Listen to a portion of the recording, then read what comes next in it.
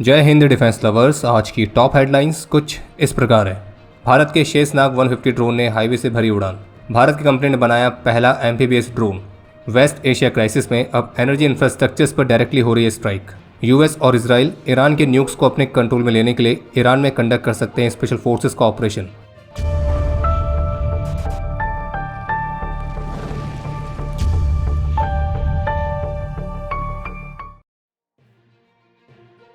अभी हाल ही में Bengaluru based startup new space research and technologies द्वारा विकसित किए गए उनके Sheshnag 150 long range attack drone के हाईवे लॉन्च ट्रायल्स कंडक्ट किए गए थे और जिसकी वीडियो अभी हाल ही में सामने आई है।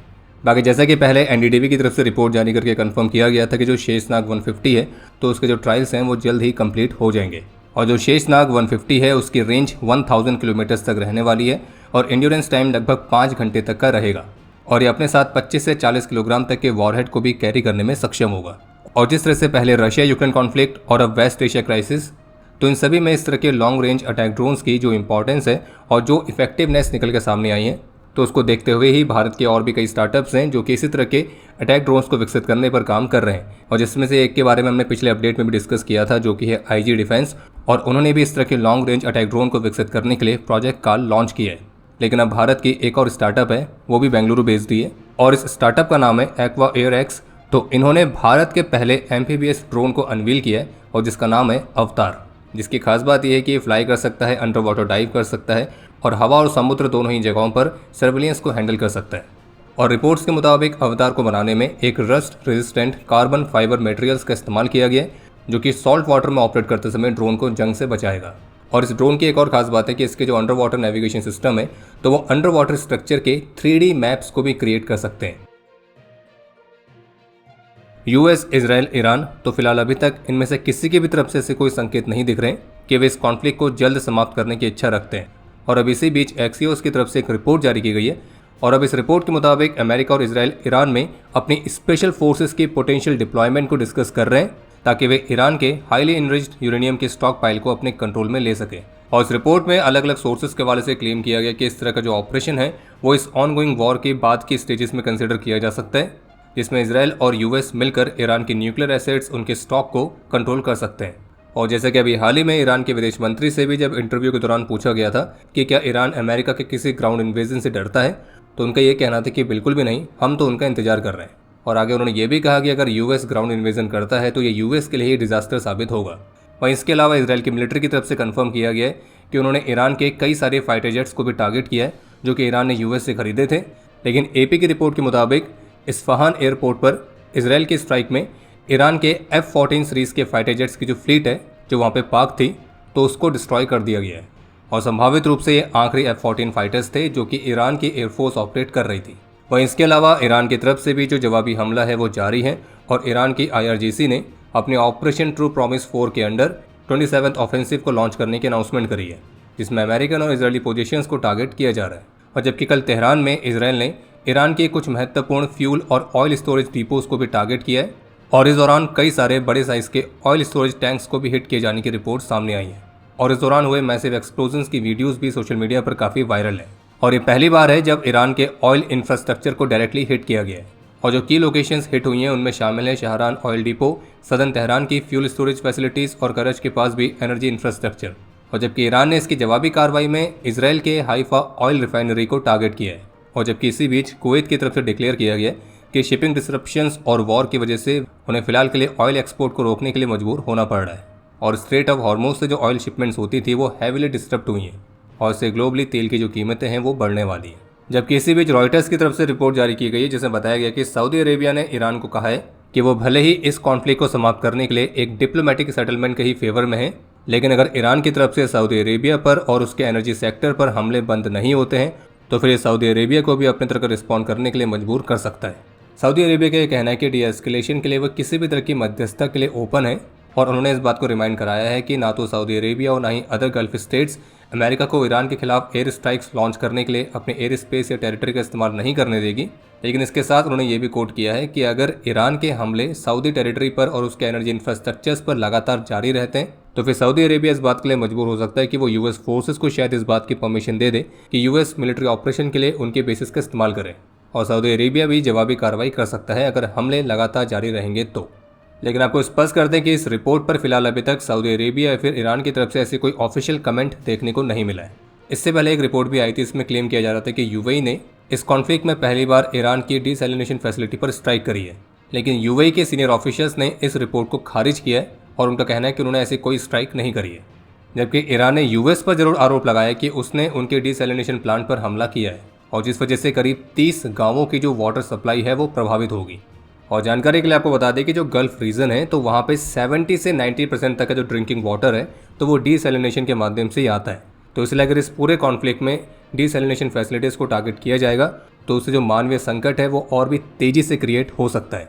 बाकी यूएई ने इस बात से डिनाई किया है कि उसने ईरान की डिसैलिनेशन फैसिलिटी को टारगेट नहीं किया है।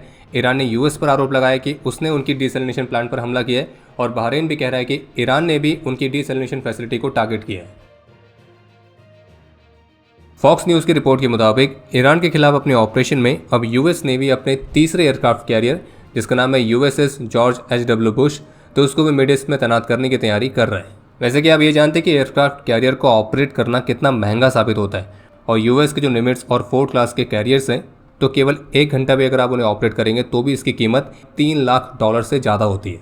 और वैसे अगर आपको एयरक्राफ्ट कैरियर्स की इस ऑपरेटिंग कॉस्ट के बारे में डिटेल में जानना है जिससे भारत के एयरक्राफ्ट कैरियर्स भी आते हैं तो उस पर एक डेडिकेटेड वीडियो द ग्रिड के यूट्यूब चैनल पर हमने अपलोड करी है, आप उसको देख सकते हैं और यूट्यूब के AI डबिंग फीचर का इस्तेमाल करके आप उसे अपनी पसंदीदा भाषा में भी सुन सकते हैं। बाकी लिंक डिस्क्रिप्शन में दिया गया है। और बाकी इस वेस्ट एशिया वाले क्राइसिस में यूएस ने अपने 2 एयरक्राफ्ट कैरियर्स ऑलरेडी ईरान के पास डिप्लॉय कर रखे हैं।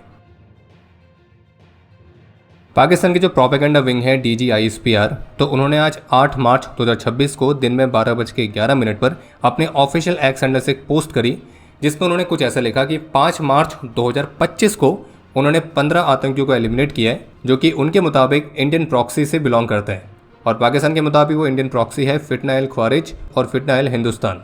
और पाकिस्तान के मुताबिक भारत की ये प्रॉक्सी हैं और बलूचिस्तान में 2 अलग अलग ऑपरेशंस में उन्होंने इनके आतंकियों को एलिमिनेट किया है। अब आप सोच रहे होंगे कि भला 2025 का अगर ये ऑपरेशन है तो ये आज क्यों पोस्ट कर रहे हैं।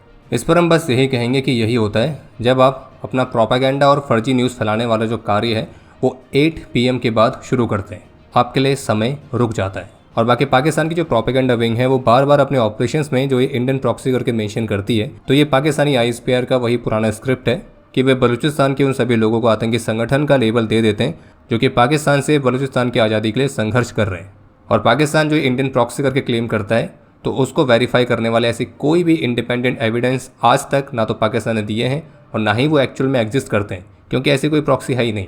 बल्कि प्रॉक्सी वॉरफेयर का काम तो पाकिस्तान का है, क्योंकि उसे पता है कि भारत से डायरेक्ट वॉर में वो कभी भी नहीं जीत सकता है। और ये पाकिस्तान की पुरानी रणनीति है अपने खुद के इंटरनल फेलियर से दूसरों का ध्यान कैसे भटकाया जाए। भारत के solar defence and aerospace limited की तरफ से अनाउंस किया गया कि वे रोबोट्स, अलग अलग साइज के UAVs और अलग अलग टाइप्स की लॉन्ग रेंज मिसाइल्स की मैन्युफैक्चरिंग से संबंधित परियोजनाओं में 12,800 करोड़ रुपीस तक निवेश करेंगे। और सोलर ग्रुप के चेयरमैन का भी कहना है कि जिस तरह से पूरी दुनिया में वॉरफेयर देखने को मिल रहा है तो कंपनी ने डिसाइड किया है कि वे भी डीप टेक प्रोजेक्ट्स पर अब काफ़ी ज़्यादा निवेश करेंगे। इसके लिए उनकी नागपुर की जो फैसिलिटी है तो वहाँ पे वे हर साल रिक्वायरमेंट के अनुसार अलग अलग टाइप के और अलग अलग साइज़ के लगभग 10,000 ड्रोन्स तक को प्रोड्यूस करने की कैपेसिटी क्रिएट करना चाह रहे हैं, और वो भी 1,000 रोबोट्स के साथ। और जो 12,800 करोड़ रुपए की इन्वेस्टमेंट है वो अगले 3 से 4 वर्षों में की जाएगी। और सोलर ग्रुप का जो पहला रोबोट प्रोटोटाइप है वो 1 साल के अंदर ही प्रोड्यूस किए जाने की उम्मीद है। इसके अलावा एक अपडेट ये है कि यूएई की फॉरेन अफेयर्स मिनिस्ट्री की तरफ से भी स्टेटमेंट जारी करके कंफर्म किया गया कि यूएई इस एस्केलेशन या तनाव को बढ़ाने में शामिल होना नहीं चाहता है। और फिलहाल अभी यूएई एक ब्रूटल और अनप्रोवोक ईरानियन एग्रेशन के रिस्पॉन्स में डिफेंस के स्टेट में है, जिसमें ईरान की तरफ से उन पर 1400 से अधिक बैलिस्टिक मिसाइल्स और ड्रोन्स लॉन्च किए गए हैं, जिसमें उनके इंफ्रास्ट्रक्चर्स और सिविलियन साइट्स को भी टारगेट किया जा रहा है, जिससे सिविलियन डेथ्स हो रही हैं, इंजरीज हो रही हैं। और ये हमले अंतर्राष्ट्रीय कानून का भी गंभीर उल्लंघन है और इसे यूएई की संप्रभुता और क्षेत्रीय अखंडता पर एक डायरेक्ट थ्रेट है। और इसलिए यूएई ने इस बात पर जोर दिया है कि वो इस कॉन्फ्लिक्ट या एस्केलेशन में शामिल होकर इसको बढ़ाना नहीं चाहता है, लेकिन यूएई इस बात का पूरा अधिकार भी रखता है कि अपनी संप्रभुता, अपनी राष्ट्रीय सुरक्षा और अपनी क्षेत्रीय अखंडता को सेफगार्ड करने के लिए जो भी जरूरी उपाय हों वो ले सकता है, ताकि वो सिटीजन्स और रेजिडेंट्स की सेफ्टी को सुनिश्चित कर सके। बाकी बढ़ते हुए ग्लोबल एनर्जी क्राइसिस को देखते हुए अभी हाल ही में भारत की केंद्र सरकार की तरफ से भी एक स्टेटमेंट जारी की गई, जिसमें स्पष्ट शब्दों में कहा गया कि ईरान अमेरिका इजराइल युद्ध के कारण स्ट्रेट ऑफ हॉर्मुज के रूट पर तनाव के बावजूद भारत सबसे कॉम्पिटिटिव प्राइसेस की पेशकश करने वाले किसी भी सोर्स से क्रूड ऑयल खरीदना जारी रखेगा और इन बाधाओं के बावजूद भारत की जो एनर्जी सप्लाईज है वो पूरी तरह से सुरक्षित है। और भारत सरकार ने एक बात और स्पष्ट करी है कि हमने रशिया से तेल खरीदने के लिए हम किसी भी देश की अनुमति पर निर्भर नहीं रहे हैं। और जैसे कि हमने आपको पहले भी कहा था कि अभी यूएस ने जो स्टेटमेंट जारी करी कि वो भारत को 30 दिन की छूट दे रहा है कि वो रशिया से ऑयल खरीद सकता है, तो प्रश्न यह है कि अगर अमेरिका छूट नहीं देता तो क्या भारत ऑयल नहीं खरीदता? भारत तो तब भी ऑयल खरीद रहा था जब अमेरिका मना कर रहा था। इससे कोई फर्क नहीं पड़ता कि अमेरिका कोई परमिशन दे या नहीं दे, क्योंकि भारत को उसका इंतजार है भी नहीं। भारत अपने खुद के इंटरेस्ट के हिसाब से काम करता है। बाकी अब समय है आज के इतिहास का।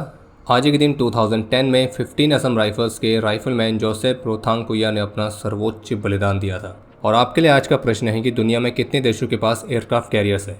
और अब समय है आज के टॉप 3 कमेंट्स का, जो ये रहे आपकी स्क्रीन पर।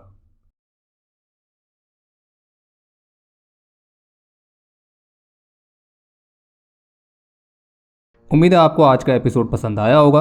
पसंद आया तो वीडियो को लाइक करना ना भूलें। आपके कोई भी सुझाव या सवाल हो तो उसके लिए कमेंट सेक्शन ओपन है। और अगर आप डिफेंस रिलेटेड और भी एक्सक्लूसिव कंटेंट में दिलचस्पी रखते हैं तो आज ही प्ले स्टोर से डिफेंस स्क्वाड की सुपर ऐप को डाउनलोड करना ना भूलें। और अगर आप चैनल पर पहली बार आए हैं तो squadron.in पे जाके हमारे नए डिज़ाइंस को भी चेकआउट जरूर करें। बाकी जल्द मिलेंगे नए एपिसोड के साथ। तब तक के लिए जय हिंद, जय भारत।